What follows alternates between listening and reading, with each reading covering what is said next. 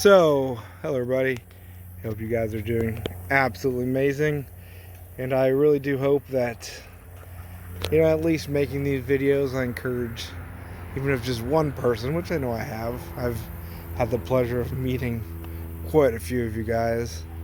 But, if I convince just one person to grow more food and to be more self-reliant, to take care of their families and teach others to do the same, it's a wonderful thing. Anyway, right here, I'm out here clearing out some of these beds, weeding, and it's the height of summer, so the weeds are horrendous. There's technically no such thing as a weed. Everything gets used here. It goes to my goats, goes to my pigs, goes to my chickens, and then it gets turned into manure and compost. Doesn't go to waste, Eat the eggs, eat the birds, eat everything, sell stuff. It is as closed of a loop as I can possibly do on my property here. And so I don't complain about weeds. My coonies specifically and my goats are fed, a heck of a lot of weeds. And, my feed bill, especially during the summer now with everything so green, is extremely low. Less than a couple hundred a month, versus if I did not have all this green, it would be, there's some of the weeded area, it would easily be probably 600,000-700,000 a month easily. So yeah, without ado, here you go. Hope you guys are growing that food. But this is one of those amazing crops that everybody should be growing. It is cassava, of course, that and I grow multiple varieties of cassava. And I have a slight issue. I like named varieties. I just do. I know you can get great things that don't have to have a name attached to it, but it's just something I like. I like to know its attributes. I like to have names. I like to be able to go search and, that's what that is. That's what I can expect, within some parameters. Just me, And cassava is a great crop. And even though you wouldn't think so, it does very well throughout quite a bit of the U.S. here. And this cassava is about 5-6 feet tall we're looking at, by the way. Sorry, just seeing a bunch of leaves. And yeah, I've got several varieties that do really well. The first plant you were looking at there, was Togo. And I've got Butterstick, which is a nice yellow variety. But anyway, let's go down the row here. I've got the plants numbered. They've kind of grown into each other. I haven't counted them, but you can kind of see the difference. There's a variety. There's a variety. So they look different. And then behind there, you can see that is clearly a different variety. The number of leaves, the leaf color, the stem, the petioles, And anyway, I'm just going to walk and tell you the varieties that I have. And one of my favorites happens to be one called CMC40, which I think is the back row there. It's about 12 feet tall on me, actually. And it is extremely drought tolerant and poor soil tolerant. One that I really like.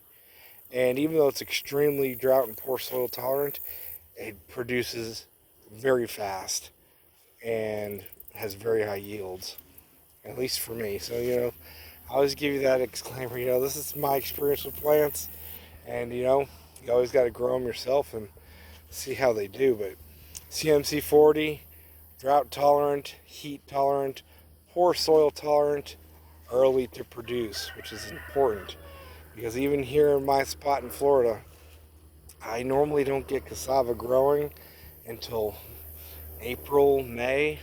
So they've only got 6 months, 7 months to really produce a good crop for me. And CMC40 can do that. And then I have one which is everybody loves, and it's extremely rare. It's a natural yellow cassava, which I believe is the only one really. And it's called Butterstick. And it has a nice creamy yellow, very moist root when you cook it, which most cassava are white, or they can be a little dry, just like sweet potatoes. There's dry, moist ones I've noticed. And Butterstick is a nice, moist yellow one. Yeah, really, really good. That one is a smaller plant, very bushy, smaller plant. Not super high yields, not super high, but the flavor, and of course cassava is super easy to grow. All cassavas are very easy to grow. I'll mention that again. And it's worth it because the flavor is really good.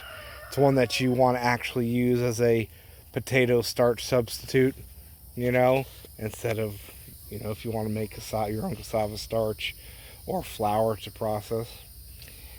And let's see, what else do I have? I have one called Togo. That one is not poor soil tolerant and is not drought tolerant.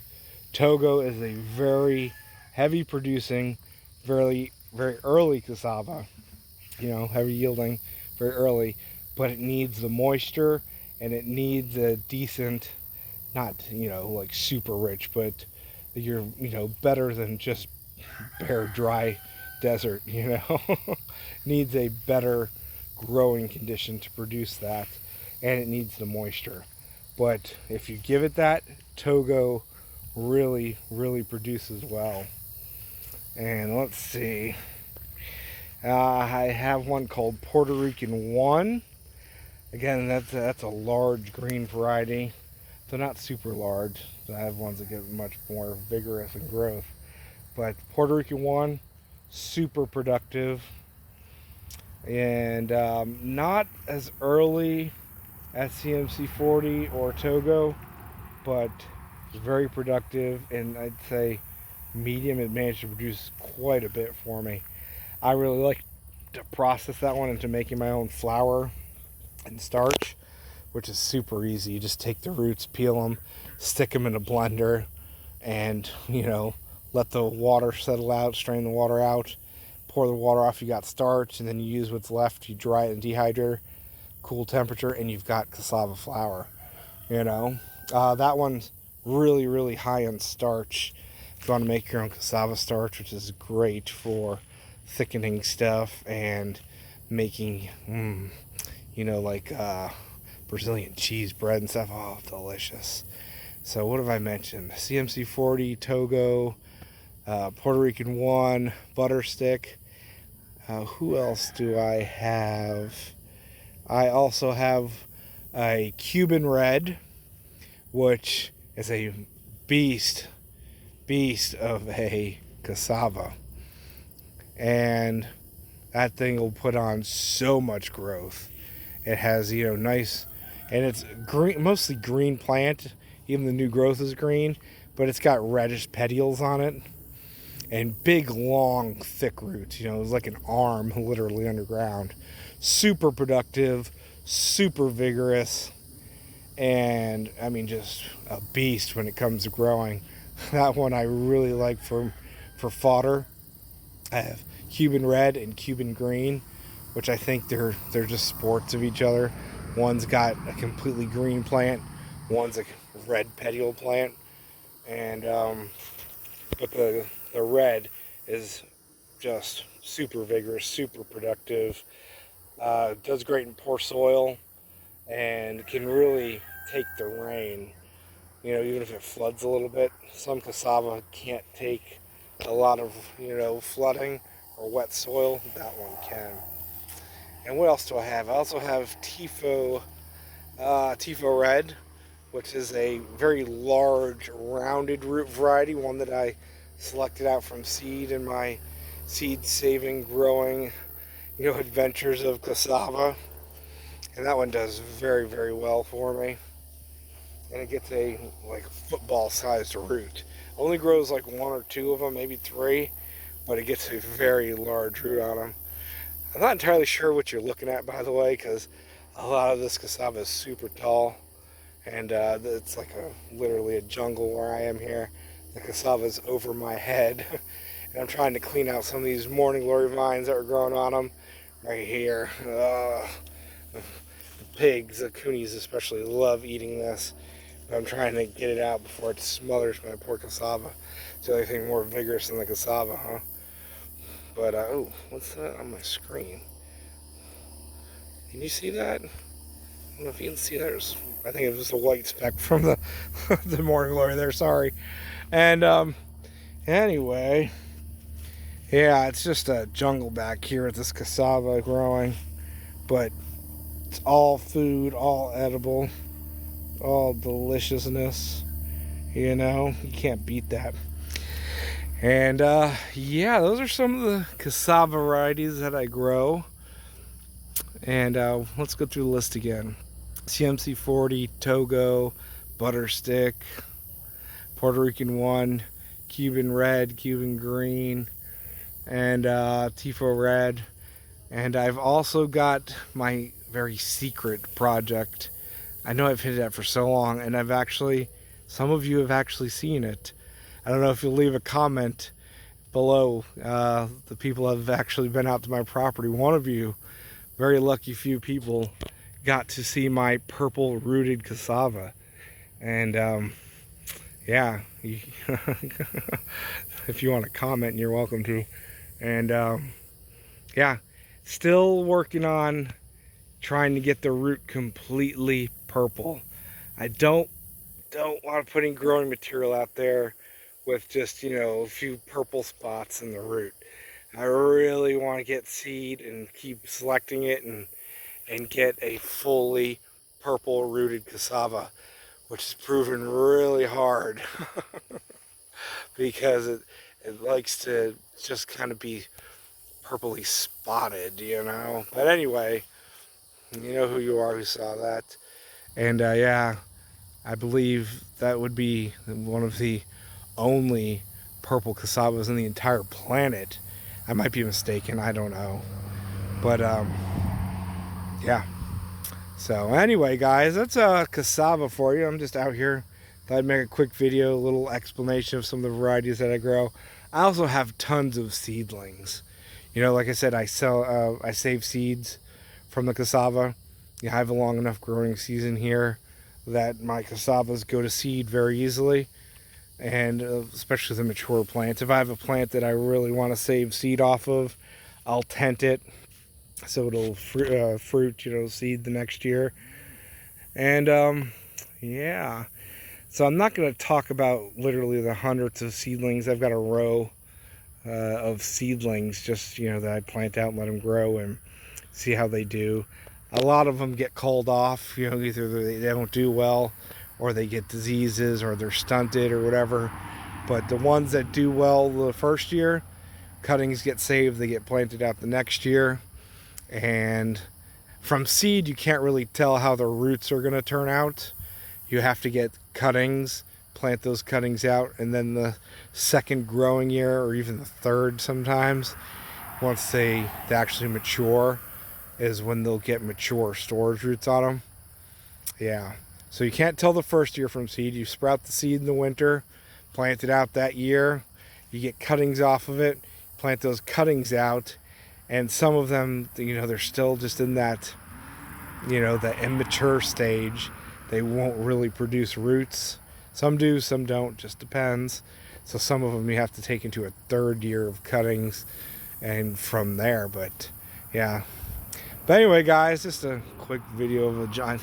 I know there's not much to look at.